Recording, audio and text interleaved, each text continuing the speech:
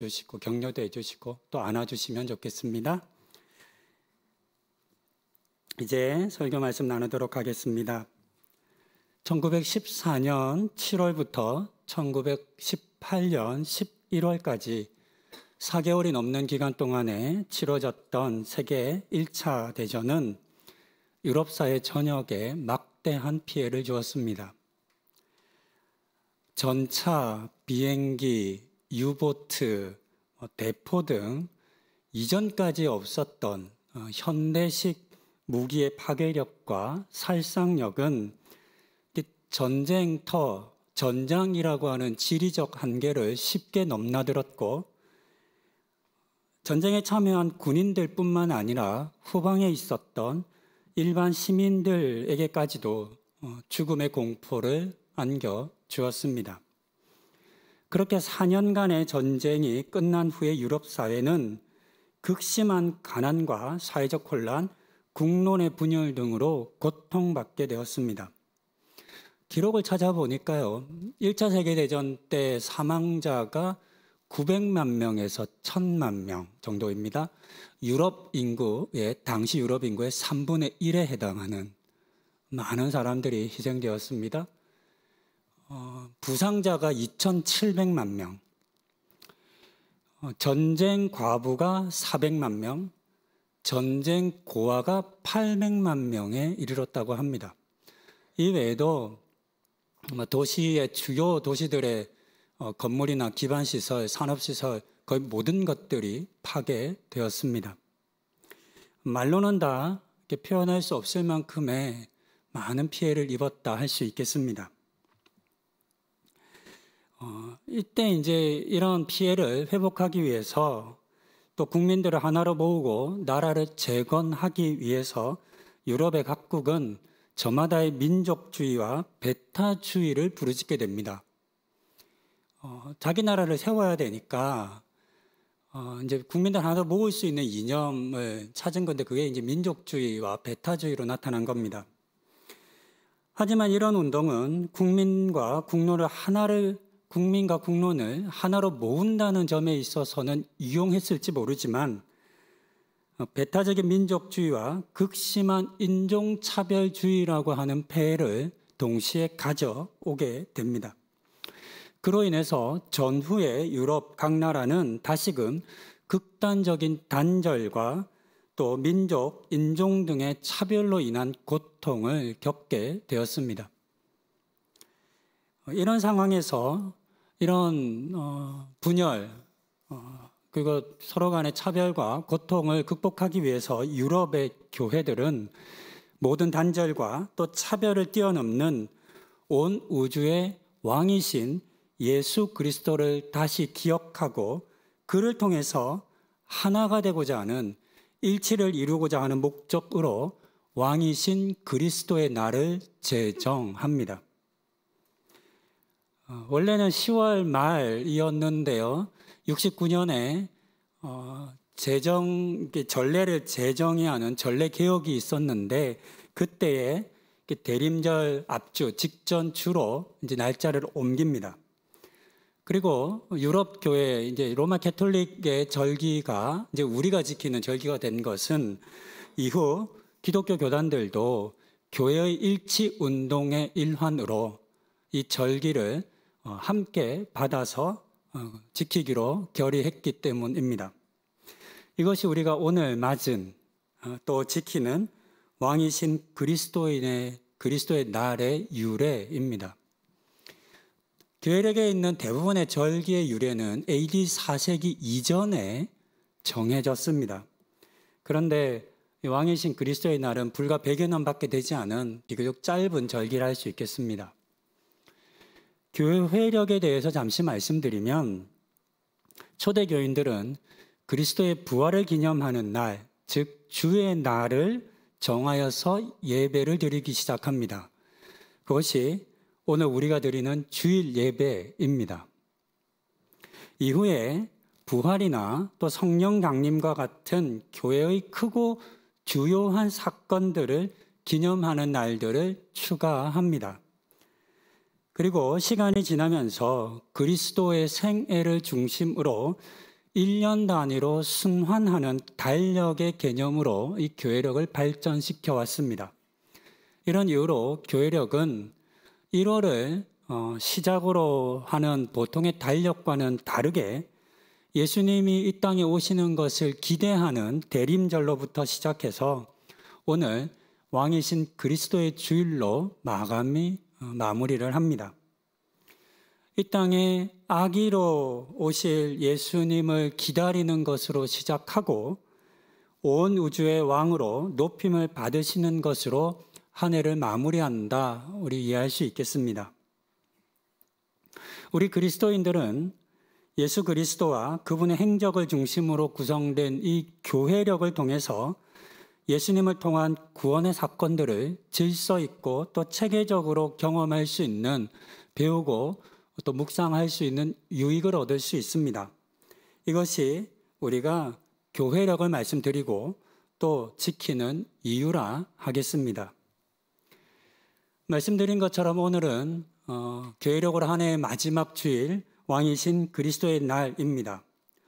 온 우주의 왕이 되셔서 모든 단절과 차별을 뛰어넘어 하나가 되게 하신 예수 그리스도를 다시금 기억하는 하루가 되기를 원합니다.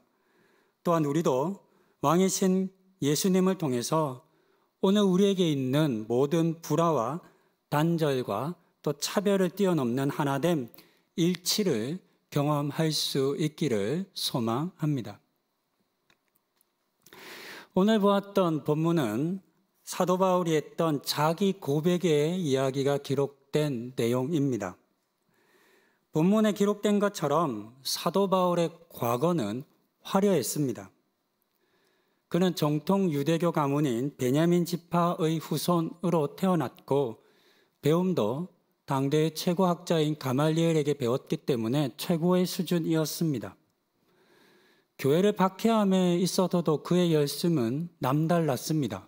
우리가 잘 알듯 스데반을 죽이는 일에 책임을 지고 앞장섰던 사람도 바울이었고, 또 사도행전 8장 3절에 따르면 교회를 잔멸하고 각 집에 들어가 예수 믿는 사람들을 잡아 옥에 가두기까지 했습니다. 그것만으로도 부족했는지 예루살렘 밖에 거하는 그리스도인들을 체포하기 위해서 대제사장에게 공문을 받아낼 정도로 그의 열심은 대단했습니다.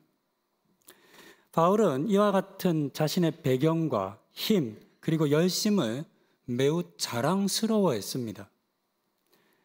그런데 그랬던 바울이 달라졌습니다. 변한 겁니다. 오늘 본문 7절에서 저희가 보았던 것처럼 그는 이전에 자신에게 유익하던 모든 것을 이제는 다 해로 여긴다라고 고백합니다. 또한 8절에서는 과거 자신이 자랑했던 것들을 다 버리고, 잃어버리고, 이제 버리고 배설물처럼 여긴다라고 했습니다. 어떻게 이런 변화가 가능했을까요?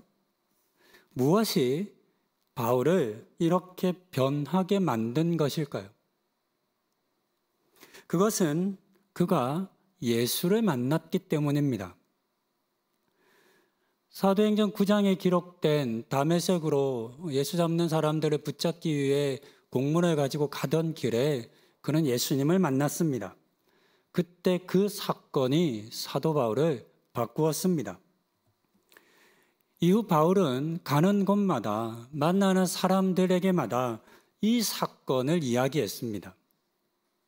자신이 어떻게 예수를 만났었는지, 그리고 예수가 어떻게 자신의 삶을 바꾸었는지를 이야기했습니다. 그리고 우리는 오늘의 본문, 그리고 바울이 반복해서 얘기하는 자신의 경험 이야기 속에서 바울의 자랑거리가 바뀌었다라고 하는 사실을 발견할 수 있습니다. 오늘 본문에도 기록된 것처럼 과거에는 자신의 출신과 배움과 능력을 자랑했는데 예수 만난 이후로는 오직 예수만 자랑하는 사람이 되었습니다. 이것이 바울이 경험한 변화의 핵심이라 하겠습니다. 이 자랑거리의 변화가 빌립보서에서 바울이 이야기하고 싶었던 또 전하고 싶었던 핵심 주제라 할 수 있겠습니다. 여기서 우리는 이 바울이 자신의 이야기를 한 것, 자신의 자랑거리가 바뀐 이야기를 한 이유를 한번 생각해 보아야 하겠습니다. 빌립보에 사는 성도들에게 쓴 편지인데요. 여러 많은 이야기를 할 수 있을 텐데 어떤 이유와 맥락으로 이 내용을 기록한 것일까요? 아무런 이유 없이 이렇게 이야기하지는 않았을 겁니다. 우리도 가끔 자신의 과거 이야기를 하는데요. 과거 이야기가 자랑스러운 이야기도 있을 수 있겠지만 부끄럽고 숨기고 싶은 이야기도 있을 수 있겠습니다.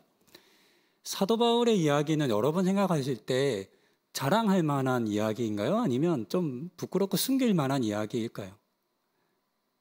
저는 후자, 부끄럽고 숨길 만한 이야기이지 않나 생각을 했습니다. 그럼에도 불구하고 바울이 이것을 드러내어 들려줄 생각을 했던 이유는 무엇일까요? 이 질문에 대한 답은 이 편지를 받고 있는 수신자가 누구인지를 통해서 우리는 알 수 있겠습니다. 이 편지는 빌립보라고 하는 도시에 살고 있는 교인들에게 쓰여진 편지입니다. 빌립보는 2차 전도 여행 중에 갑작스럽게 부르심을 받아 가게 된 마케도니아의 첫 성입니다. 사도행전 15장과 16장에 보면 사도 바울의 2차 전도 여행이 나오는데요. 원래 계획은 1차 전도 여행의 경로를 되돌아가서 1차 전도 여행 때 방문했던 교회와 세웠던 교회들을 이제 다시 격려하는 것이었습니다. 하지만 리더였던 바나바와 다투게 됩니다. 그래서 갈라지죠. 그래서 바나바는 원래 경로인 구브로 지금의 사이프러스 섬으로 가는 여정을 선택했고 바울은 육로를 따라 가기로 이제 거슬러 가기로 결정을 합니다. 그러다가 하나님께서 성령님께서 계속해서 그의 가는 길을 막으셨습니다. 그러던 중에 환상 속에 마케도니아의 한 사람이 나타나 우리에게로 오라고 건너오라라고 하는 환상을 보게 되고 그때 가게 된 곳이 이 빌립보입니다. 사도행전 16장 11절과 12절을 제가 한번 읽습니다. 우리가 드로아에서 배로 떠나 사모드라게로 직행하여 이튿날 네아폴리로 가고 거기서 빌립보에 이르니 이는 마게도니아 지방의 첫 성이요 또 로마의 식민지라 이 성에서 수일을 유하다가 본문에 기록된 것처럼 마게도니아 지방의 첫 성이었던 빌립보 그리고 또 중요한 한 가지는 로마의 식민지였던 빌립보 성입니다. 우리는 일본의 식민 지배를 받은 경험이 있기 때문에 식민지가 된다는 것에 대해서는 매우 부정적인 생각을 가지고 있습니다. 많이 고통하고 힘든 것으로 생각합니다. 그래서 다른 글이나 다른 내용을 볼 때 그것도 그랬을 것이다 라고 하는 생각을 일반적으로 하게 됩니다. 그러니까 빌립보도 로마의 식민지였으니까 되게 많이 고통했겠죠? 되게 많이 어려웠겠죠? 그래서 이렇게 식민 지배를 받는 빌립보 교인들의 고통이 너무 커서 바울이 위로하기 위해서 이 글을 쓴 것처럼 읽을 수도 있습니다. 하지만 실상은 그렇지 않습니다. 빌립보는 오히려 반대였습니다. 그들은 자신들이 로마의 식민지가 된 것을 자랑스러워 했습니다. 로마의 옥타비우스 황제는 전쟁에서 승리한 뒤에 퇴역 군인들에게 땅을 주어 이주시키는 정책을 펼쳤는데 그 중에 대표적인 도시가 빌립보였습니다. 그리고 로마의 식민지가 된다는 것이 얼마나 행복한 일인지 또 식민지의 도시가 얼마만큼 번영할 수 있는지를 보여주는 하나의 모델 도시를 만들려고 하는 의도가 있었습니다. 그렇게 지정된 도시가 빌립보였습니다. 빌립보는 원래도 부유한 도시였습니다. 왜냐하면 금강이 있었기 때문입니다. 그래서 이 도시에 이제 도시를 세운 겁니다. 금을 캐기 위해서. 그러니까 원래도 부유한 도시였습니다. 하지만 로마는 더 많은 특혜를 이 도시와 이 도시의 사람들에게 주었습니다. 그중 가장 큰 특혜는 로마가 아님에도 불구하고 로마 시민권을 주었던 겁니다. 로마 시민권에는 황제에게 호소할 권한이 있습니다. 그러니까 어디에서 재판을 받더라도 황제에게 재판받고 싶습니다 라고 하는 한마디만 하면 로마로 가서 재판을 받게 되는 겁니다. 이제 이것이 나중에 우리가 보면 알지만 바울이 예루살렘에서 체포당하고 이제 재판을 받을 때 가이사에게 항소하겠다 이렇게 이야기를 하잖아요. 그것 때문에 이제 바울이 로마로 압송되는 그런 과정과 로마의 전도의 문이 열리는 그런 과정, 그런 도구로 쓰여지기도 합니다. 또한 특별한 이유 없이 신체를 구금당하지 않는 권한도 포함되었습니다. 그러니까 로마 시민권자는 체포할 수 없는 겁니다. 빌립보에서도 있었던 일인데 유대인이 와가지고 복음을 전하니까 사람들이 고발해가지고 체포하거든요. 그러다가 하룻밤 갇혀 있다가 다음날 풀려날 때 바울이 밝히는 겁니다. 나 로마 시민권자인데 너 왜 재판도 없이 나 체포했어? 이제 이런 얘기를 합니다. 사도행전 16장 뒷부분인데요. 그러니까 이 빌립보의 성의 관리가 고위 관리가 두려워서 떨었다라고 하는 기록도 우리가 읽을 수 있습니다. 이 외에도 곡물과 세금의 면제를 받았습니다. 그리고 빌립보는 로마 지방 총독의 간섭 없이 자발적으로 행정을 꾸릴 수 있는 행정특구의 혜택도 받았습니다. 개념이 잘 쉽게 이해가 안 될 수 있는데요. 우리나라에 특구가 있어요. 자유롭게 뭔가를 할 수 있는. 그게 이제 제주도잖아요.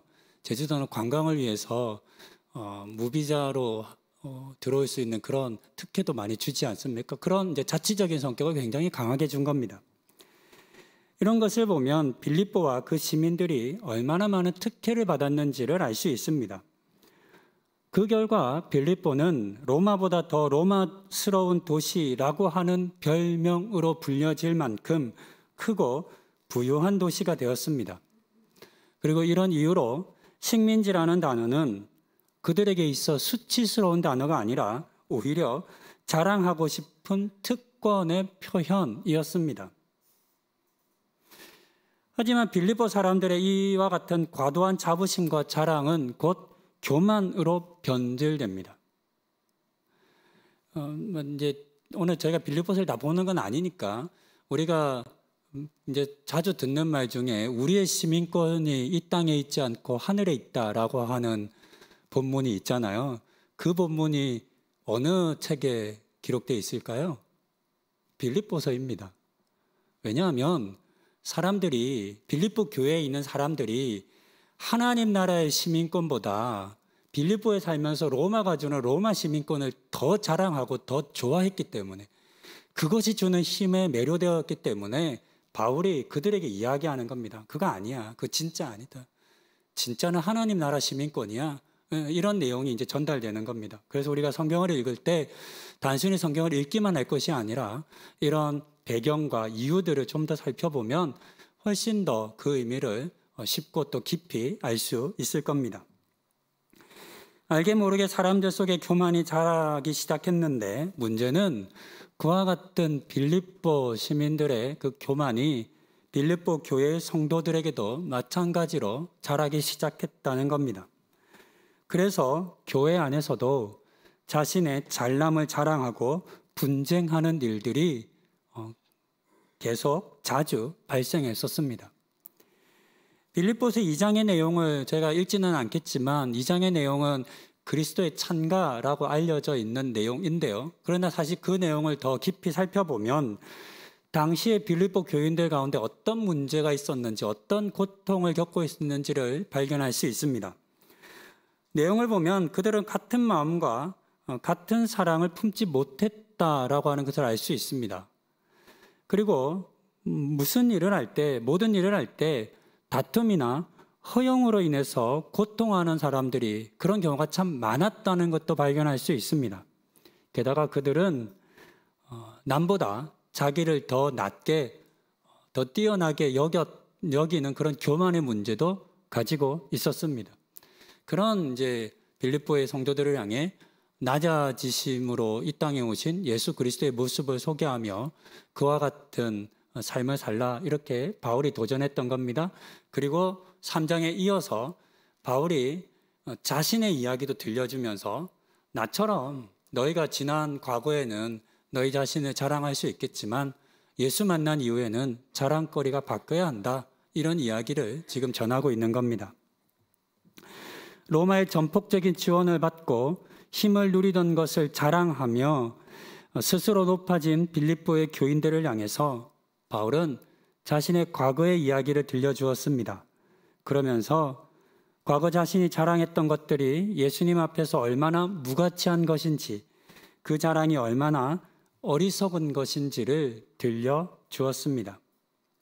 생각해보면 부끄러운 고백일 수 있지만 이 고백을 통해서 빌립보의 교인들도 스스로 자랑하는 것들을 내려놓고 오직 예수만을 자랑하는 사람이 되기를 바울은 바랬기 때문에 이런 이야기를 들려줄 수 있었던 겁니다. 이와 같은 사도 바울의 마음이 시대는 많이 흘렀지만 오늘 우리에게도 전해질 수 있으면 참 좋겠다 싶습니다.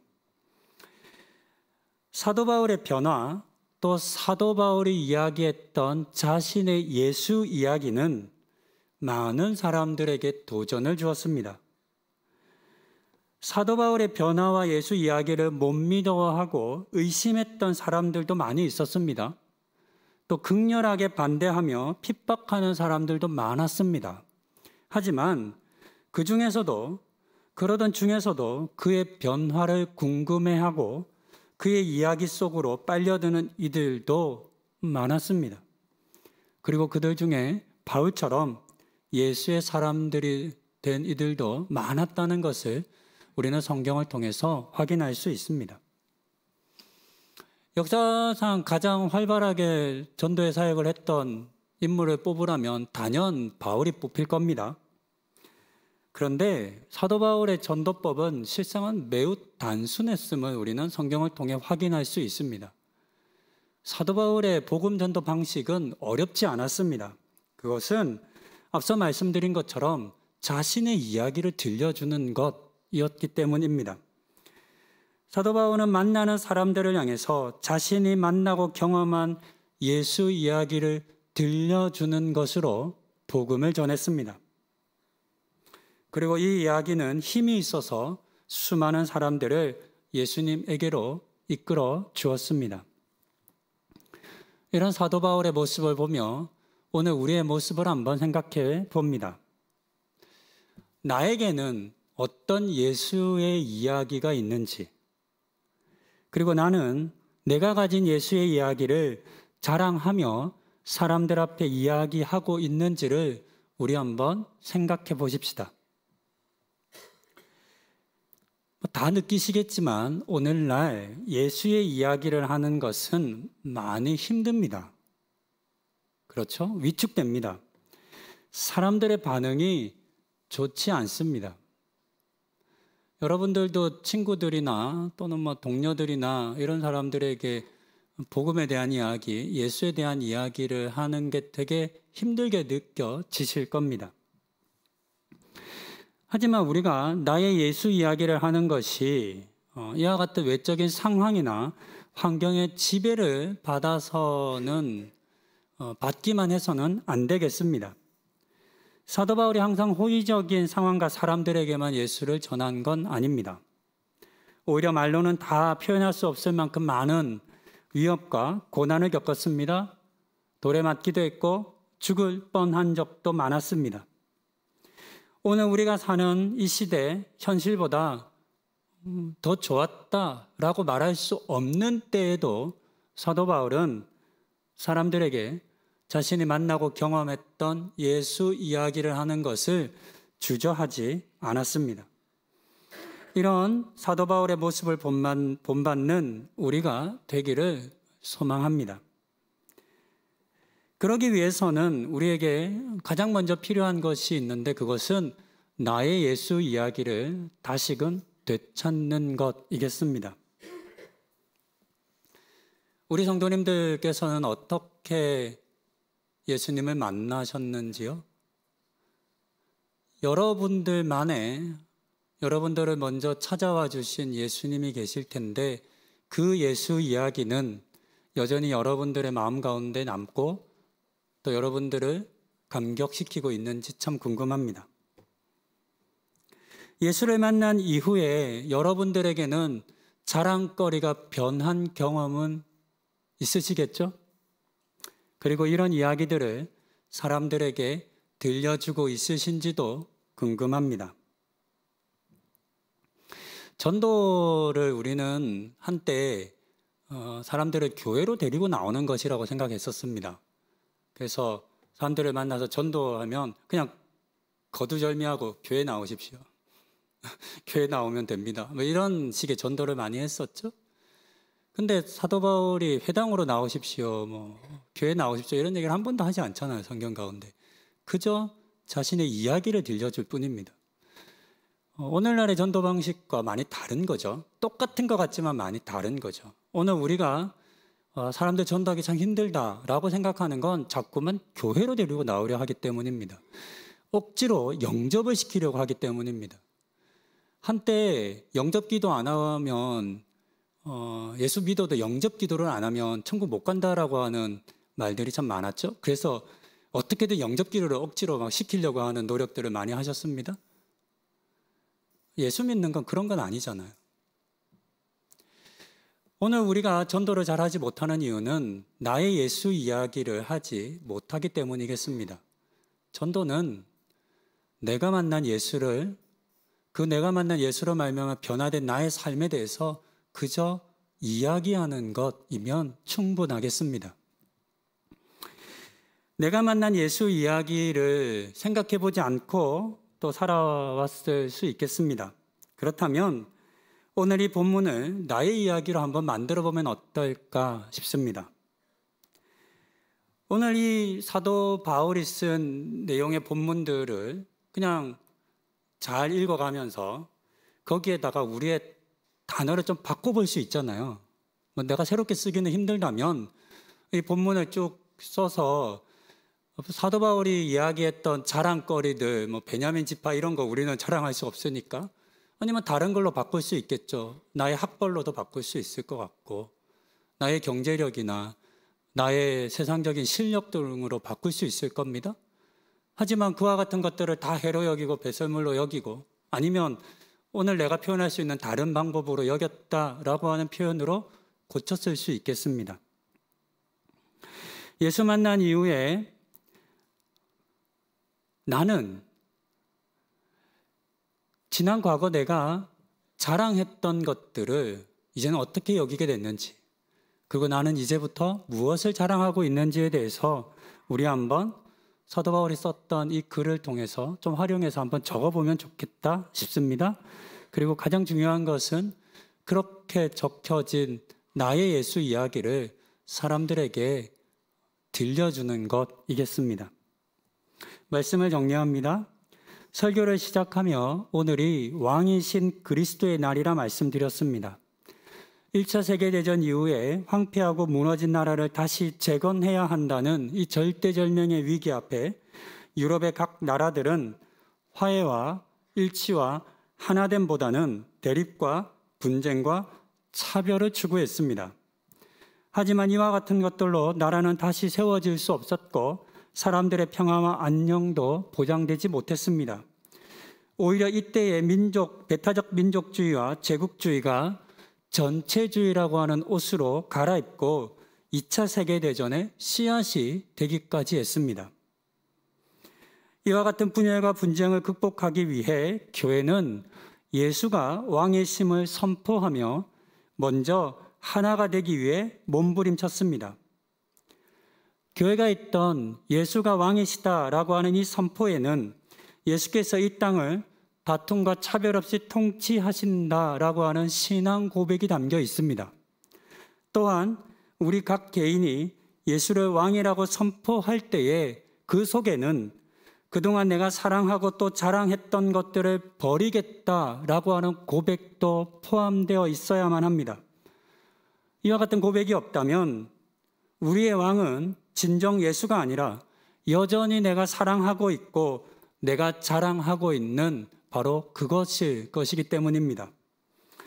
사도 바울이 지난 과거의 자랑으로 삼은 모든 것들을 해로 여기고 또 배설물로 여길 수 있었던 것은 예수 그리스도가 온 우주의 왕이라고 하는 이 사실을 몸으로, 삶으로 경험했기 때문입니다. 이 경험을 과거의 빌립보 교회 성도들에게 그리고 오늘의 우리에게 지금 들려주고 있습니다. 사도 바울처럼 우리도 나의 예수 이야기를 쓰고 또 각 사람들에게 들려줄 수 있어야 하겠습니다. 이렇게 우리 각자가 서로의 예수 이야기를 들려주며 오직 한 분 왕이신 예수 그리스도께서 높여질 때에야 그때야 비로소 이 땅에 진정한 하나됨과 일치가 이루어질 것입니다. 이 귀한 일에 나의 예수 이야기를 들려주시는 것으로 동참하시는 우리 모든 성도님들 되시기를 권면드립니다. 기도하시겠습니다. 먼저 찾아와 나를 구원하여 주신 주님, 주님께서 만나주시고 변화시켜 주신 그 사건을 다시 기억하게 하옵소서. 나의 예수 이야기를 기억하고 또 자랑하는 우리가 되게 하옵소서. 이를 통해 물질이나 배움이나 힘 등 세상에 속한 것들을 자랑하던 모습을 돌이키게 하시고 오직 주님만을 자랑하는 우리가 되게 하옵소서. 이 땅에 가득한 분열과 다툼이 왕이신 예수 그리스도를 통해 하나됨과 일치가 이루어지는 은혜를 허락하여 주시옵소서. 이 모든 말씀 이 땅 온 우주의 왕이신 우리 주 예수 그리스도의 이름으로 기도드립니다. 아멘. 은혜로운